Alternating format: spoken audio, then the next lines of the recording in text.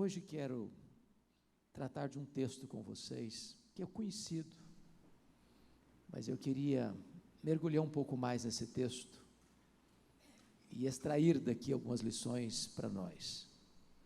E esse texto está em Lucas, capítulo 3.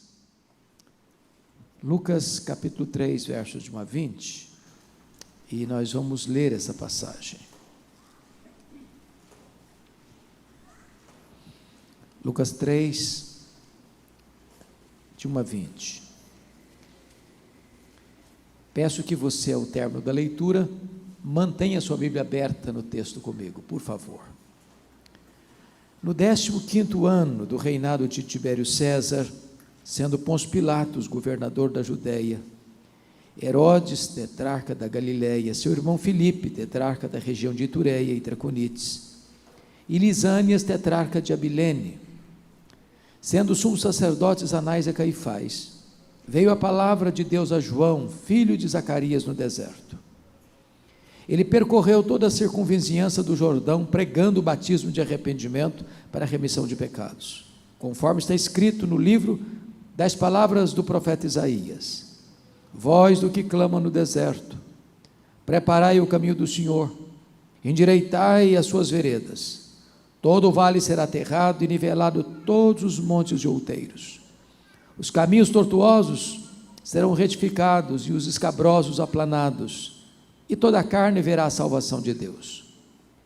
Dizia ele, pois, às multidões que saíam para serem batizadas: raça de víboras, quem vos induziu a fugir da ira vindoura? Produzi, pois, frutos dignos de arrependimento.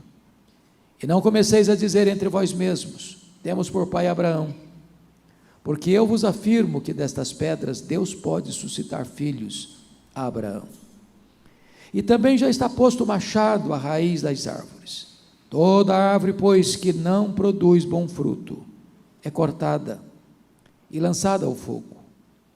Então as multidões o interrogavam, dizendo: que havemos, pois, de fazer? Respondeu-lhes: quem tiver 2 túnicas, reparta com quem não tem. Quem tiver comida, faça o mesmo. Foram também publicanos para serem batizados e perguntaram-lhe: mestre, que havemos de fazer? Respondeu-lhes: não cobreis mais do que o estipulado.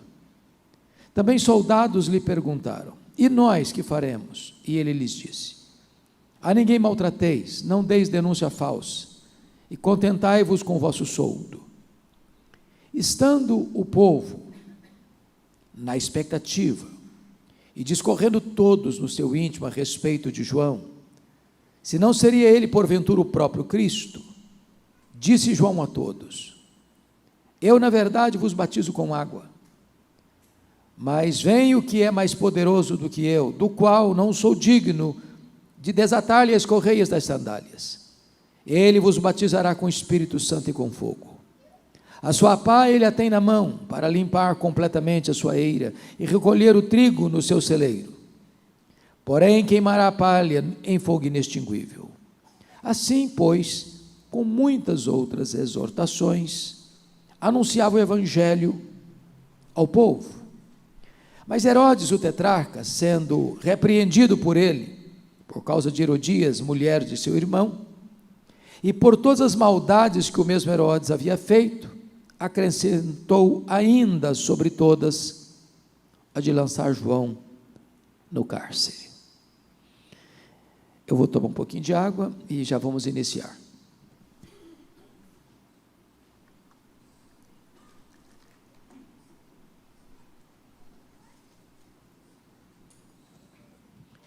Irmãos amados, João Batista pode ser considerado por nós como a dobradiça entre o Velho e o Novo Testamento.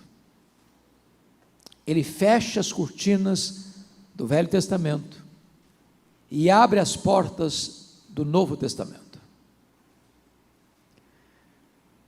O propósito de Lucas é introduzir-nos João Batista, o homem que num tempo de grande crise local, regional, nacional e mundial foi levantado por Deus para o que nós chamaríamos hoje de um grande avivamento. Temos que entender isso, porque parece-nos que crise é o cardápio do dia de todos nós. A crise política, a crise econômica, a crise moral, a crise ideológica, a crise espiritual. E tem hora que você olha para o cenário com um certo pessimismo, com um certo desânimo, até com um certo ceticismo. Será que é possível mudar? Será que vai mudar? Será que Deus pode virar a mesa da história e trazer um fato novo? E mexer com as estruturas? E levantar alguém? Mesmo que num deserto, para que esta palavra atraia multidões, e essas multidões sejam confrontadas e conclamadas ao arrependimento. Então, é sobre essa pessoa que eu quero tratar hoje aqui com vocês. E a primeira coisa que Lucas vai fazer é trazer para nós o pano de fundo, o panorama, as circunstâncias. E ele começa do geral para o particular. Ele começa do império para a província. E ele vai nos dizer que João Batista foi levantado por Deus no 15º ano do reinado de Tibério César. Vocês se lembram de Júlio César? Depois vocês se lembram do sucessor dele, César Augusto, que governava o mundo quando Jesus nasceu. Mas desde o ano 14 depois de Cristo até o ano 37 depois de Cristo, governou o mundo Tibério César, que era filho adotivo de César Augusto. Se ele começa a governar no ano 14, e se foram 15 anos depois que ele começa a governar, eu estou falando que João Batista foi levantado por Deus no 29º ano de Tibério César. O cenário mundial, no que tange ao Império Romano, era um cenário de muita tensão naquele tempo. Essa era a política internacional, de muita tensão. Mas se você vem para a província de Israel, que estava sob o domínio de Roma desde o ano 63 a.C., o cenário era mais preocupante ainda. Se não, vejamos. Está escrito aí: sendo Pôncio Pilatos governador da Judéia, Herodes tetrarca da Galileia, seu irmão Filipe, tetrarca da região de Itureia, e Lisânias, tetrarca de Abilene. Você vê uma quebra aí de paradigma no verso 2. Que quebra de paradigma? Aliás, no verso 1 ainda. Você vê 3 membros da família herodiana, e você vê um governador romano. Vamos introduzir isso melhor, porque eu preciso gastar um tempo no pano de fundo para vocês entenderem melhor essa passagem. Quando Roma conquista esse território de Israel, no ano 63 a.C., com Pompeu, ele nomeia Antípater como rei dessa região. Antípater morre e o seu filho Herodes passa a governar todo Israel e recebe do imperador romano e do senado romano o direito de ser chamado rei de Israel. O Novo Testamento fala de 4 Herodes: Herodes o Grande, Herodes Antipas, Herodes Agripa I, foi o que mandou matar Tiago em Jerusalém, capítulo 12 de Atos, e Herodes Agripa II, que diz para Paulo: por pouco me persuades a me fazer um cristão. Herodes o Grande foi um grande empreendedor. Tudo que tem de grande em Israel foi ele que construiu. Ao mesmo tempo que ele construiu um templo para Tibério César, lá em Cesareia, ele construiu um magnificente templo em Jerusalém, para os judeus, maior do que o templo de Salomão. Ele construiu o Porto de Cesareia, ele construiu a fortaleza de Massada, ele construiu a fortaleza da Antônia. Ele era um grande empreendedor, mas era um homem louco. Ele casou-se 9 vezes, mandou matar seu cunhado, sua sogra, a sua esposa preferida, Mariana, mandou matar seus filhos. Ele era um monstro, por isso que ele mandou matar as crianças de Belém. Quando ele morre, o governo dele foi ocupado por 4 dos seus filhos, por isso se chama de tetrarquia, 4ª parte de um governo. coube a Arquelau a tetrarquia da Judéia, onde estava Jerusalém. Mas ele era tão mau, que o próprio povo judeu pediu para Roma tirá-lo do poder e colocar em Jerusalém, na Judéia, um governador romano. É por isso que você não está vendo aí o nome de Arquelau nessa lista, é só conferir depois em Mateus 2, que Arquelau era o tetrarca da Judéia. Tanto é fato que quando José retorna com Maria e o menino Jesus do Egito, sabendo que Arquelau governava na Judéia, foram divinamente advertidos para não ficar ali, e então foram morar em Nazaré, para cumprir o que fora dito pelos profetas, que ele deveria ser chamado de Nazareno. Pois bem, então aqui você vê a mão de Roma num governo da família herodiana. Pilatos não é o primeiro governador, ele é o quinto governador. Estamos falando aí do ano 29 do governo de Tibério César. Pois bem, ele prossegue e diz que governava na Galiléia o Herodes Antipas, nós chamamos de Herodes Antipas, que era filho de Herodes o Grande, seu irmão Filipe, tetrarca da região de Itureia e Traconice, e Lisânias, tetrarca de Abilene. Essa família herodiana era absolutamente perversa, cruel e devassa. Governador Pilatos, ele era tão mau, que na torre lá, ele mandou misturar o sangue dos galileus com seus sacrifícios. Então, se você olha o mapa político da província, é de homens terrivelmente malignos governando. Mas talvez você diga o seguinte: bom, se o cenário político era tão complicado, quem sabe o cenário religioso seja melhor. Então vamos ver o versículo 2. Sendo os sumos sacerdotes Anás e Caifás. Bom, você vê algo estranho aqui, porque não tinha dois sumos sacerdotes, era um só. O problema é que a religião estava corrompida àquelas alturas. Para você ter uma ideia, do ano 37 a.C. até o ano 26 depois de Cristo, em Jerusalém tivemos 28 sumos sacerdotes. Era um cargo político vendido a preço de ouro. Esse sumo sacerdote Anás, que era sogro de Caifás, havia sido deposto. Entretanto, ele era muito popular, e ele continuava no cargo. Então, ele era o sumo sacerdote de fato, enquanto o genro dele era o sumo sacerdote de direito. Tanto é fato que quando Jesus foi julgado, Jesus foi interrogado primeiro por Anás, mas na hora de enviá-lo ao governador, quem deu a canetada foi Caifás. Ou seja, se a política mundial e regional estava corrompida ao máximo, a religião estava num estado de apostasia deplorável. Então não tinha jeito de ser um ambiente mais hostil, um cenário mais cinzento.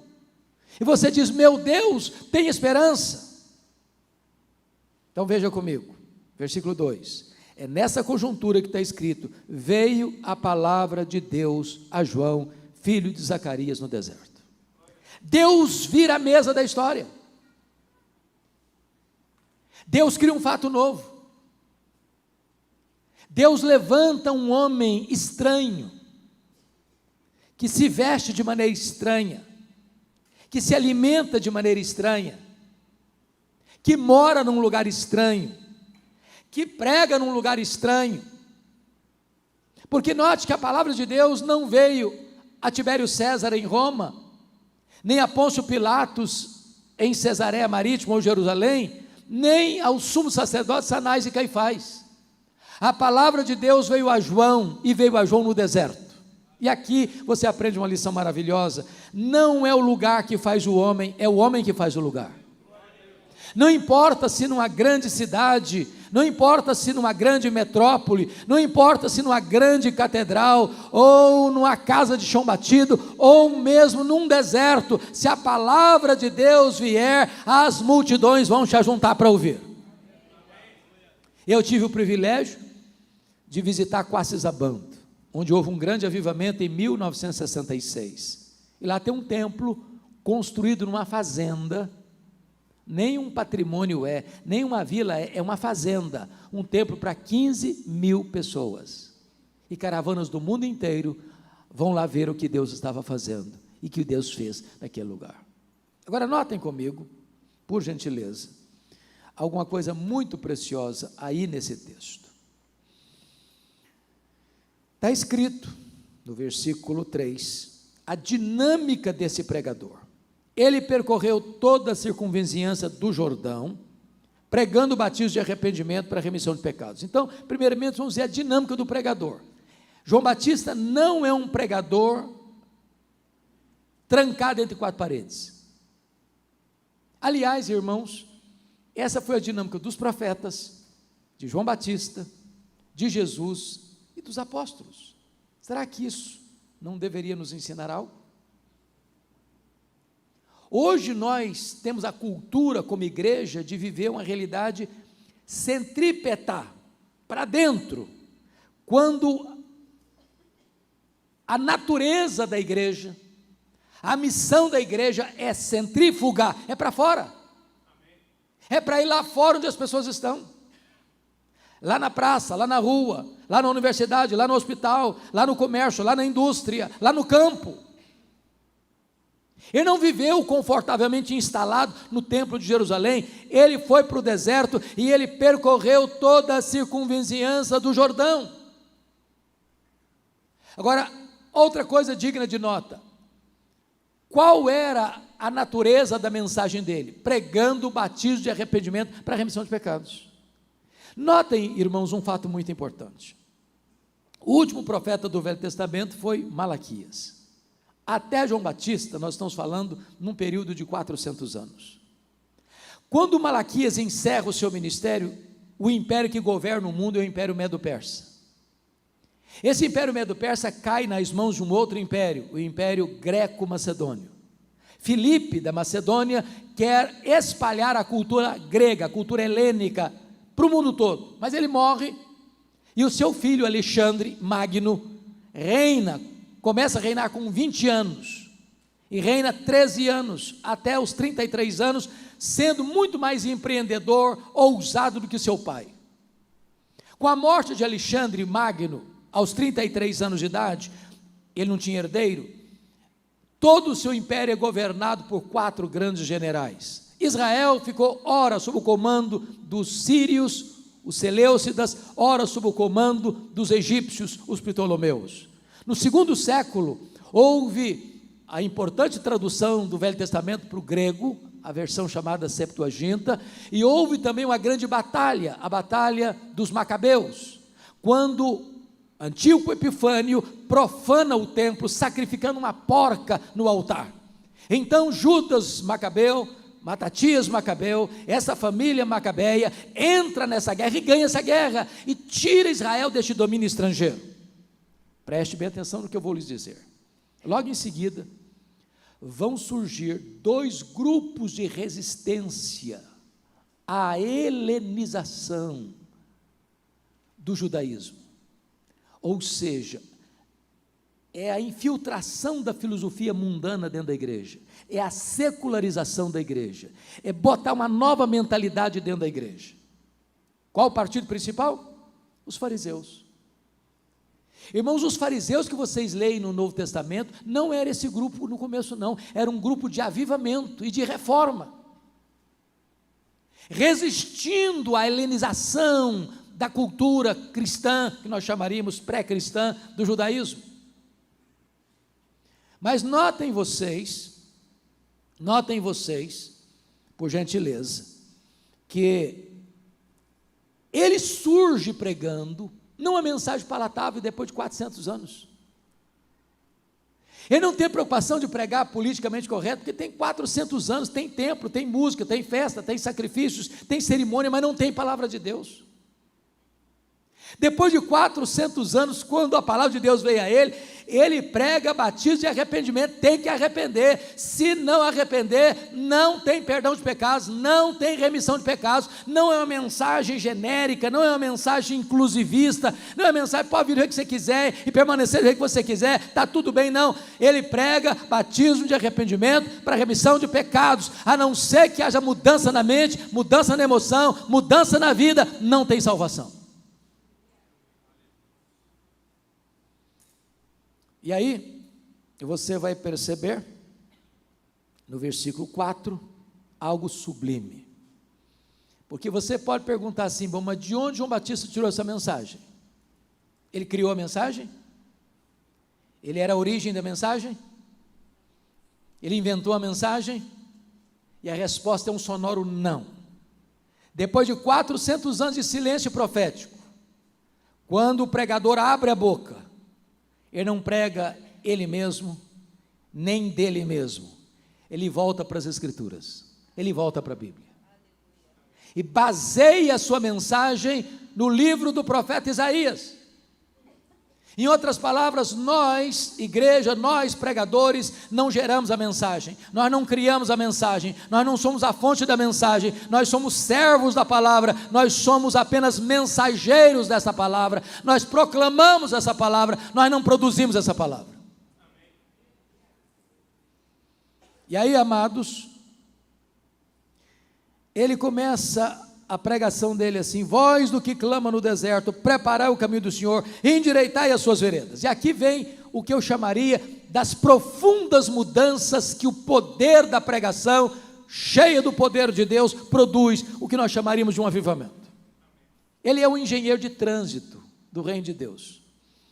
O que está por trás aqui é que os grandes impérios da época, desde o egípcio, o assírio, o babilônico, o medo-persa, o greco-macedônio, o romano, quando um imperador ou um rei ia visitar uma província longínqua, não tinha as estradas modernas que nós temos, ele mandava os seus engenheiros de trânsito à frente, para preparar o caminho, para que o rei ou o imperador pudesse passar com a sua comitiva. E aí, ele não está, João Batista é esse engenheiro de trânsito, mas ele não está falando de estrada, ele não está falando de topografia, ele está falando de coração, ele está falando de vida. E 4 coisas precisam acontecer. Primeiro, todo vale tem que ser aterrado. O que é um vale? É uma cratera? É uma depressão? É um buraco? Que não pode existir, ele tem que ser aterrado. As mazelas da vida, os fossos da alma, os abismos do coração. Quando o reino de Deus vem, quando a palavra de Deus vem transformando, vem reparando, vem enchendo esses vales.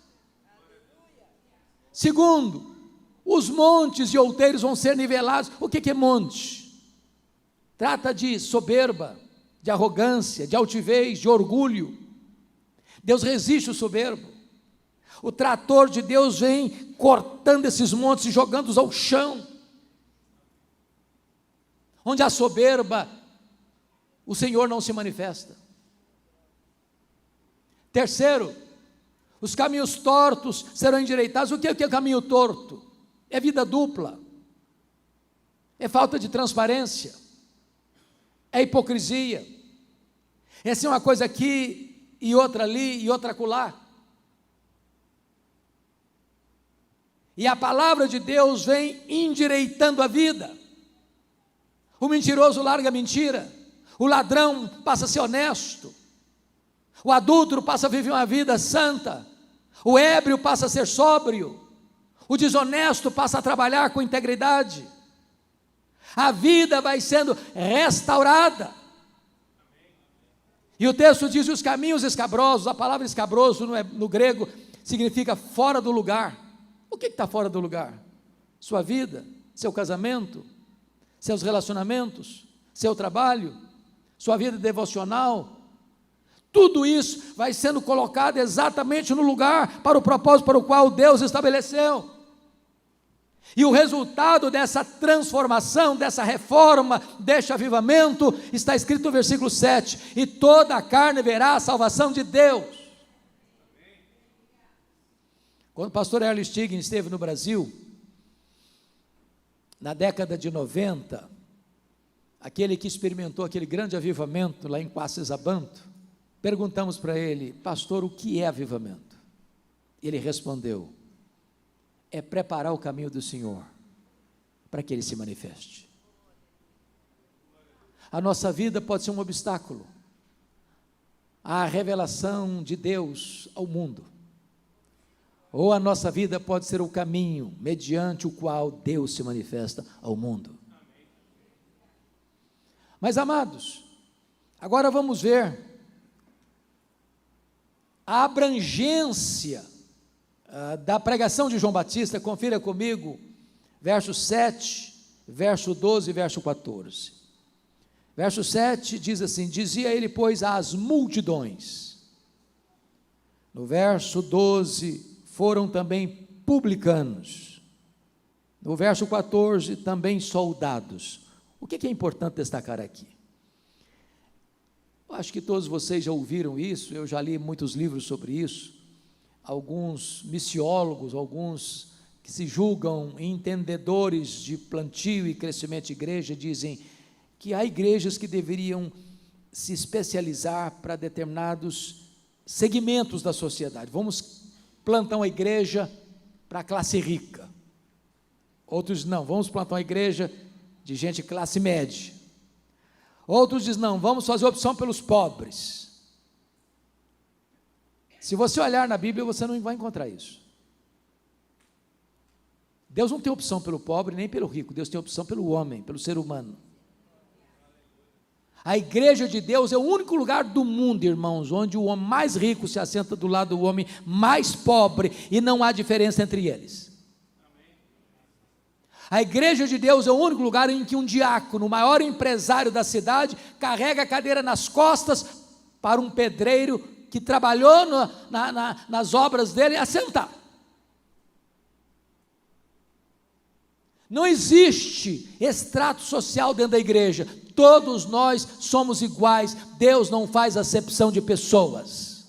Tem a multidão, tem soldado, tem coletor de impostos, tem funcionário público, tem servidor público, todos são iguais. Agora, vejam vocês um fato muito curioso, porque no verso de número 7, parece-nos até que a pregação do João Batista é muito impopular ou quase agressiva. Hoje, se nós fôssemos usar essa linguagem, talvez os nossos auditórios ficariam vazios.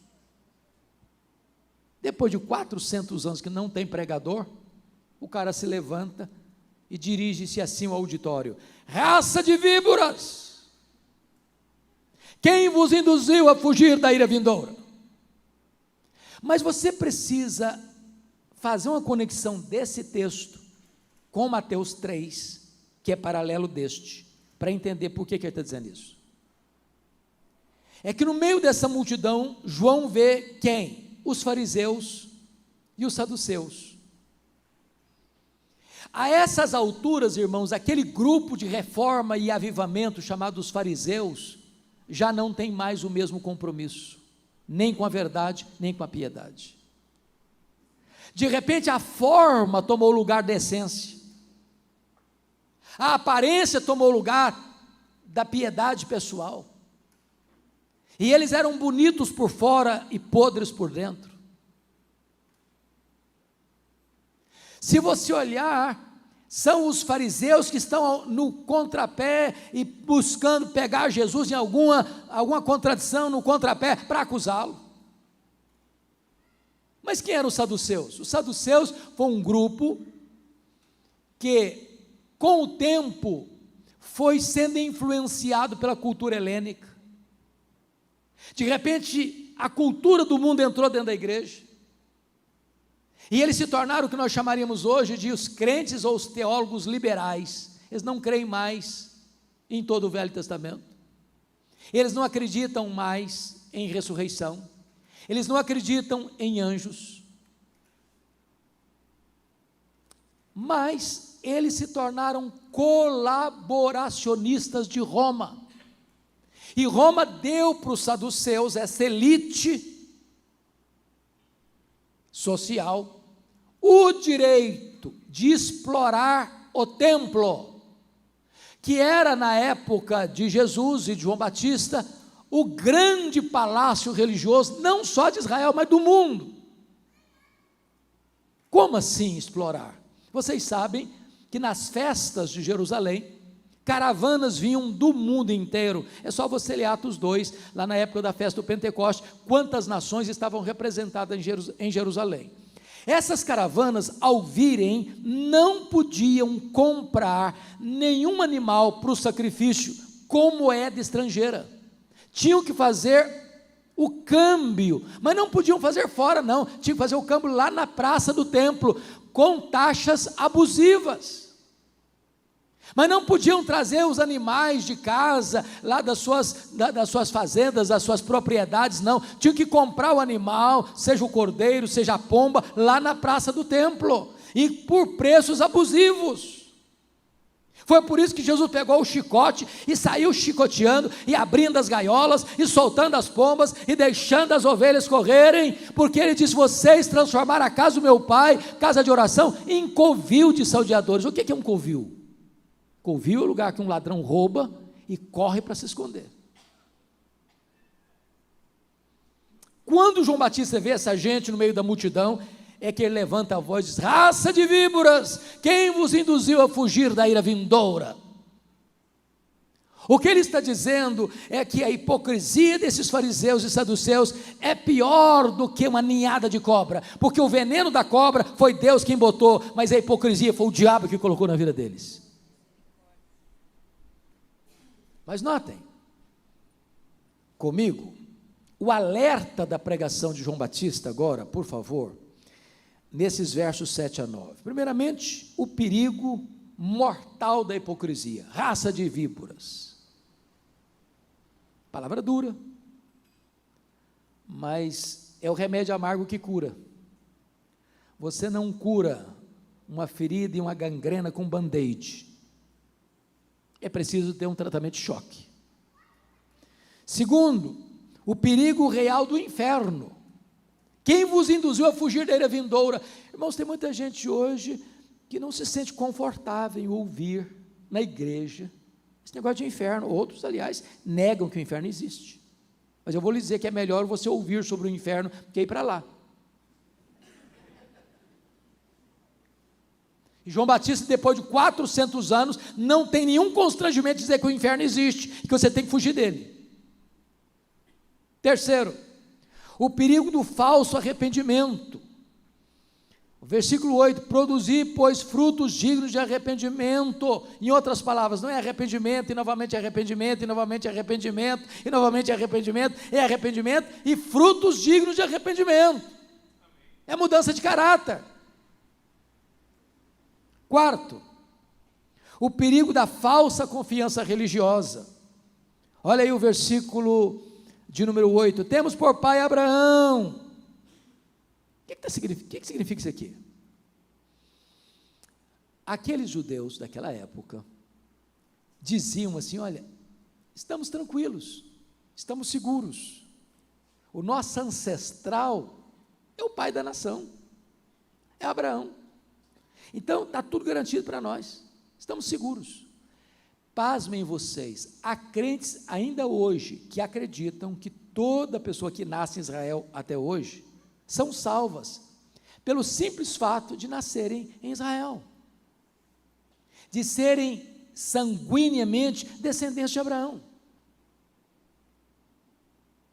usando a mesma teologia falsa daquela multidão. Então me permita lhe dizer: os verdadeiros filhos de Abraão não são os que têm o sangue de Abraão correndo em suas veias, mas são aqueles que têm a fé de Abraão habitando em seu coração. São os que creem no Senhor Jesus, que são os verdadeiros israelitas, os verdadeiros filhos de Abraão. Há um grande risco da pessoa viver uma ilusão de uma confiança religiosa. Eu estou seguro, sou presbiteriano desde o berço, sou calvinista reformado, outro sou arminiano, Sou batista, sou metodista, sou assembleiano, sou isso, sou aquilo. Isso pode ser muito importante e é mesmo, porém, isso não garante a você a segurança da vida eterna.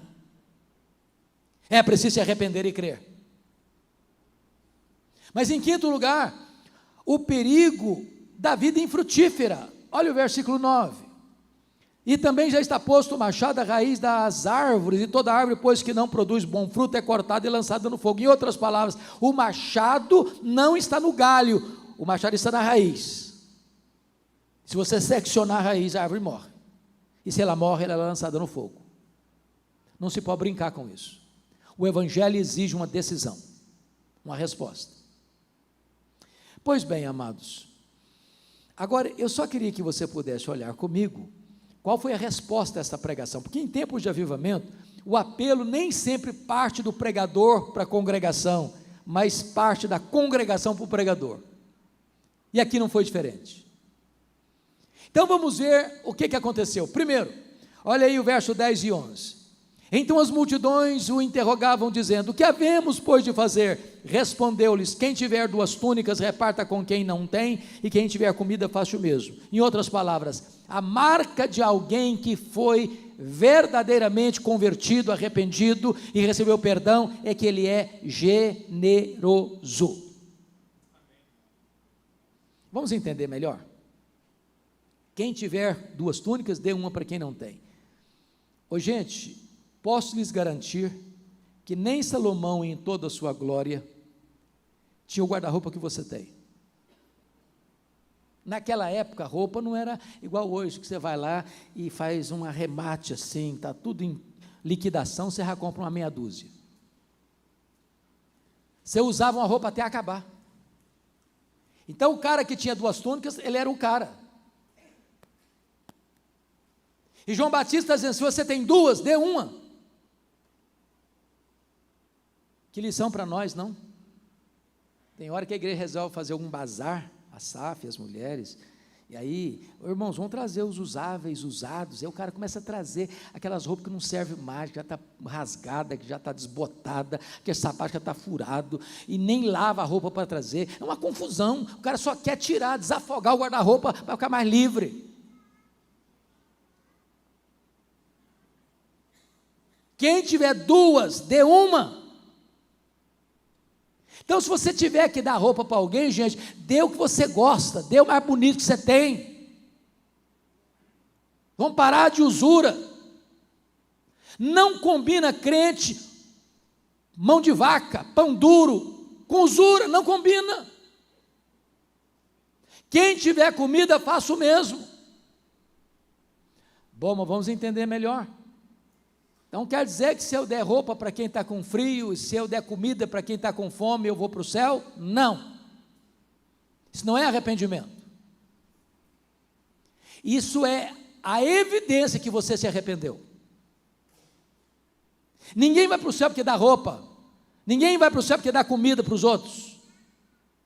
Agora, se você verdadeiramente se arrependeu, você está desapegado de coisas materiais, para amar a Deus e amar o próximo como você mesmo. Você é generoso. Mas vamos ver a segunda questão. Olha aí comigo o versículo 12 e 13. Foram também os publicanos para serem batizados e perguntaram-lhe, mestre, que havemos de fazer? Respondeu-lhes, não cobreis mais do que o estipulado. Vamos entender isso aqui. Quem eram os publicanos? Bom, a Receita Federal da época não tinha a mesma organização que temos hoje. Não tinha computadores, não tinha todo o controle. Então o que Roma fazia para arrecadar os tributos, os impostos? Ela dava uma espécie de permissão, ou se vendia uma concessão para um cidadão definido, para arrecadar os impostos daquela região, com um compromisso de repassar aos cofres de Roma um valor definido. Mas ele podia cobrar o que ele bem entendesse. Desde que repassasse para Roma o valor devido, ele podia fazer o resto que quisesse, cobrar muito mais e embolsar o resto. Então, era uma profissão que era odiada pelos judeus, porque os publicanos, via de regra, gananciosos que eram, avarentos que eram, esfolavam o povo. Aí esses camaradas, cobradores de impostos, estão lá no meio desse auditório de João Batista, escutando João Batista pregando batismo de arrependimento para remissão de pecados. E eles resolveram perguntar: ô João, e nós, o que vamos fazer? E ele responde: não cobreis mais do que o estipulado. Em outras palavras, você quer saber se um cara é crente mesmo? Veja se ele é honesto no trabalho dele, íntegro nos seus negócios. Irmãos, a igreja brasileira está precisando de um choque ético. O que tem de crente que dá cheque sem fundo, que ele fala uma coisa e você não pode acreditar no que ele está falando, ele é desonesto, ele passa a perna nos outros, ele é espertalhão, é uma loucura. E na igreja o cara é espiritual demais, levanta a mão, dá glória a Deus, até fala em outras línguas, mas na vida dele pessoal não tem integridade nos negócios. João Batista está dizendo: você quer saber se o cara se arrependeu mesmo? É se ele é honesto nos seus negócios, se ele é íntegro. Eu não estou dizendo que um cara honesto vai para o céu porque é honesto, não, isso não é arrependimento, isso é evidência do genuíno arrependimento. Mas vamos ver o terceiro aspecto. Olha comigo, versículo 14. Também soldados lhe perguntaram: e nós que faremos? E ele lhes disse: a ninguém maltrateis, não deis denúncia falsa, contentai-vos com o vosso soldo, ou seja, com o vosso salário. O que João Batista está dizendo aqui? Os soldados estavam lá, fardados, com 38 na cintura. Naquela época não eram 38, era possivelmente uma espada. Ele está dizendo o seguinte: a ninguém maltrateis. Por que ele está falando isso? É porque é possível, não estou dizendo que é possível que alguém, ao botar a farda, se sinta no direito de exorbitar a sua autoridade, de exagerar na sua autoridade e maltratar a pessoa. Estou fardado, eu sou autoridade. É autoridade imposta, não autoridade adquirida. Por que ele está falando não deis denúncia falsa? Porque os soldados estavam mancomunados com os cobradores de impostos para ganhar propina, trocando em miúdos. Deixa eu explicar. Chegava o publicano, cobrador de imposto, para o cidadão lá, que cuidava lá da sua roça, dizia: o seu imposto esse ano é tanto. O cara falou: não posso pagar. Se eu pagar essa quantidade aí, eu não tenho dinheiro para comer o resto do ano, eu não vou sobreviver, não dá para mim, vai me quebrar. Aí o publicano ia para casa e o soldado entrava na jogada. Paga o imposto, porque se você não pagar, eu denuncio você. Israel era uma província dominada por Roma. Qualquer denúncia de alguém à Receita Federal de Roma trazia consequências muito perigosas para aquela pessoa. E o soldado entrava exatamente aí, dando denúncia falsa para oprimir as pessoas e embolsar dinheiro ilícito. Eu sei que essas coisas não existem mais hoje, mas é bom a gente alertar. E ele termina o seguinte: contentai-vos com o vosso soldo, ou seja, contentai-vos com o vosso salário. Sabe o que ele está dizendo? Cuidado para você não dar um jeitinho, se miscuindo com coisas ilícitas e ilegais, para aumentar o seu salário, para ter um ganho melhor. Contente com o que você ganha, não venda a sua consciência. Irmãos, isso é avivamento, isso é reforma, isso é transformação da vida, da família, da igreja, da sociedade, da nação. O grande drama hoje é que cresce o número de evangélicos, mas a sociedade cada dia mais se corrompe, porque muita gente entra para a igreja, mas o evangelho não entra nela.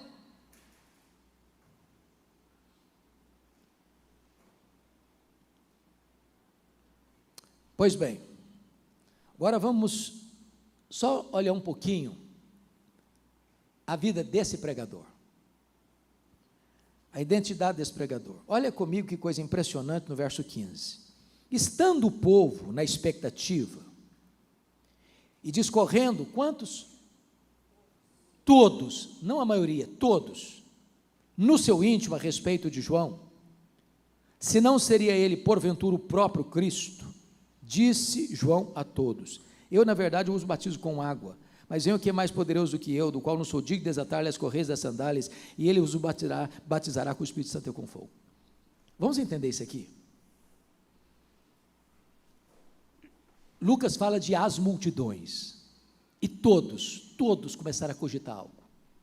Bom, esse cara não é comum, esse cara não é normal. Na linguagem do pastor Jeremias, o cara é brutal. Tem 400 anos que ninguém escuta isso. O cara se levanta para pregar num deserto e as multidões vão para lá. Aí de repente o povo começou a pensar: gente, esse cara é o Cristo, ele deve ser o Cristo, ele é o Messias, ele deve ser o Messias, não é possível, acho que é ele mesmo. E essa cogitação da multidão se transforma numa pergunta, que beija os ouvidos de João Batista com aquela voz aveludada, como o sibilo da serpente, e chega a ele assim: porventura, você mesmo não é o Messias? Olha a tentação aí, olha o perigo aí, olha a tentativa de botar um homem no pedestal aí. Jogaram uma isca venenosa para cima dele. Se ele tivesse engolido a isca venenosa, ele podia pensar: bom, gente, pensando bem, quem sabe eu mesmo sou o Messias, eu sou um fenômeno, tem 400 anos que nunca ninguém viu o que eu estou fazendo, olha esse povo todo atrás de mim, se eu me declaro Messias aqui, o povo já tem do meu lado. Mas ele foi categórico, ele disse: não sou o Messias, eu vim preparar o caminho para ele, eu não sou o verbo, eu sou apenas uma voz que clama no deserto. Eu não sou a luz, eu aponto para Jesus e digo: esta é a verdadeira luz que vinda ao mundo e ilumina todo homem. Eu não sou o cordeiro, eu aponto para Jesus e digo: eis o cordeiro de Deus que tira o pecado do mundo. Eu não sou o noivo, eu sou apenas um amigo do noivo. Eu batizo com água, mas aquele que vem depois de mim é mais poderoso que eu, e ele vos batizará com o Espírito Santo e com fogo. Eu não sou nem sequer digno de me curvar, desatar as correias das suas sandálias. Eu tenho um lema de vida: convém que ele cresça e que eu diminua. Ele tem consciência de quem ele é. Em outras palavras, meu irmão, minha irmã, cuidado para você não querer receber a glória que só pertence a Jesus. Ele não divide a sua glória com ninguém. Mas aqui tem um outro ponto que merece destaque. É a consciência que o pregador precisa ter da sua limitação. Pastor Júnior, eu, qualquer pregador, qualquer pastor, precisa saber disso. Todos nós precisamos saber disso. Nós somos limitados. Você e eu podemos pregar o Evangelho, mas nós não podemos tornar o Evangelho eficaz no coração da pessoa. Você e eu pregamos aos ouvidos, só o Espírito de Deus pode pregar ao coração. Você e eu ministramos os sacramentos, o batismo, seja por aspersão, seja por efusão, seja por imersão, mas nós não podemos produzir a transformação interior no coração. Nós podemos ministrar a ceia, o pão e o vinho, mas nós não temos poder em nós mesmos para ir lá no coração do pecador, lá no coração do crente e aplicar as bênçãos espirituais daquele sacramento. Só o Senhor pode fazer isso. Nós somos limitados, mas pregamos o Cristo Todo-Poderoso. Louvado seja o Senhor. Mas, amados, agora vem o que eu chamo de o confronto do pregador, no verso 17 e 18. A sua pá ele a tem na mão para limpar completamente a sua eira e recolher o trigo no seu celeiro.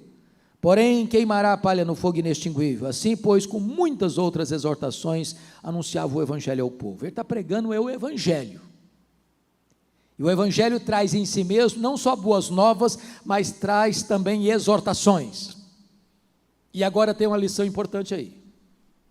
Enquanto nós vivermos até Jesus voltar, na igreja você vai ter joio e você vai ter trigo. você vai ter ovelha e você vai ter lobo. Você vai ter crente verdadeiro e você vai ter crente falso. Nós não sabemos distinguir bem isso. Os dois vão crescer juntos. Mas quando Jesus voltar, o joio é joio, o trigo é trigo. O joio vai para o fogo, o trigo vai para o celeiro. O crente falso vai perecer eternamente. O crente verdadeiro vai para o gozo do seu Senhor. Mas agora, ainda me permita falar para vocês da coragem desse pregador. Versículo 19 e 20, e eu encerro aqui. Mas Herodes o tetrarca, sendo repreendido por ele, por causa de Herodias, mulher de seu irmão, e por todas as maldades que o mesmo Herodes havia feito, acrescentou ainda, sobre todas, a de lançar João no cárcere. Meus irmãos, o que está acontecendo aqui? Vocês se lembram de Herodes, o grande, o primeiro Herodes, que mandou matar as crianças de Belém? Pois ele casou 9 vezes. Então, ele teve filhos com várias mulheres. E quando ele morre, o território que ele governava foi distribuído entre 4 dos seus filhos, chamado de tetrarquias. Outros filhos não receberam tetrarquias, moraram fora de Israel. Um desses filhos morava em Roma. E aí Herodes Antipas, que era o tetrarca da Galileia, um dia vai a Roma e se engraça com a sua cunhada, Herodias. Só que Herodias não era apenas mulher do irmão dele. Herodias era meio irmã dele, porque era filha do mesmo pai, Herodes o Grande, com outra mulher. Aliás, Herodias era filha de Herodes o Grande com Mariana, que era a esposa predileta do Herodes o Grande, a quem ele mandou matar. Imagina se não fosse a esposa predileta. Ele chega em Roma e joga os galanteios em cima da cunhada, e ele era casado, Herodes Antipas era casado com a filha do rei Aretas, da região de Edom, de Petra. E ela diz para ele: eu me caso com você, vou embora com você lá para Galileia, mas você vai ter que se divorciar da sua mulher. Eu quero exclusividade, não quero ser filial, quero ser assédio. Ele aceita a proposta e volta de Roma, traindo o irmão, roubando a mulher do irmão e se casando com a sua cunhada, que também era sua sobrinha. Em outras palavras, o pecado dele não foi apenas de adultério, mas também de incesto. Quando João Batista vê essa cena, ele diz na cara do rei: não te é lícito possuir a mulher do teu irmão.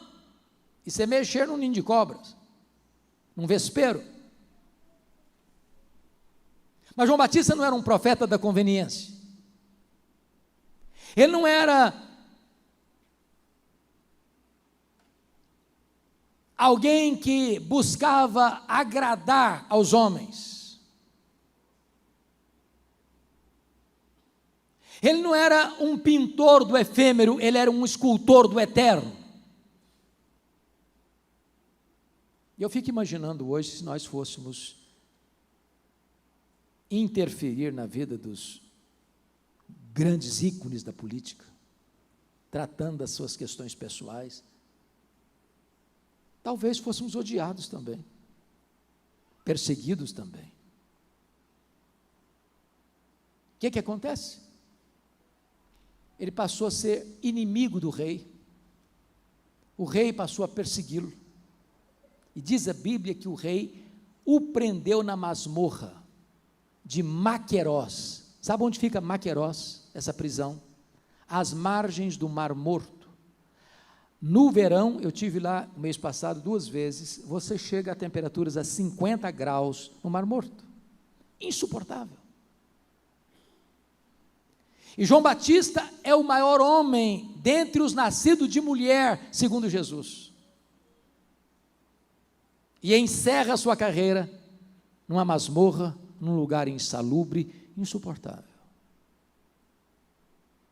E por ordem de um rei bêbado, de uma mulher adúltera e de um adolescente inconsequente, o maior homem dentre os nascidos de mulher, o precursor do Messias, é degolado e a sua cabeça é levada à festa macabra numa bandeja. Parece-nos um fim inglório. Entretanto, João Batista preferiu a prisão numa masmorra imunda do que ficar livre com a sua consciência presa. Quem hoje bota o nome num filho de Herodes, a não ser um louco ou uma pessoa que não conhece a história?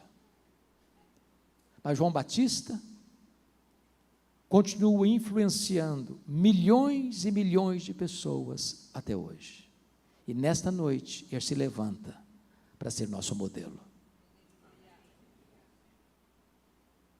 Na verdade, não importa como o homem morre, o que importa é como ele vai ressuscitar.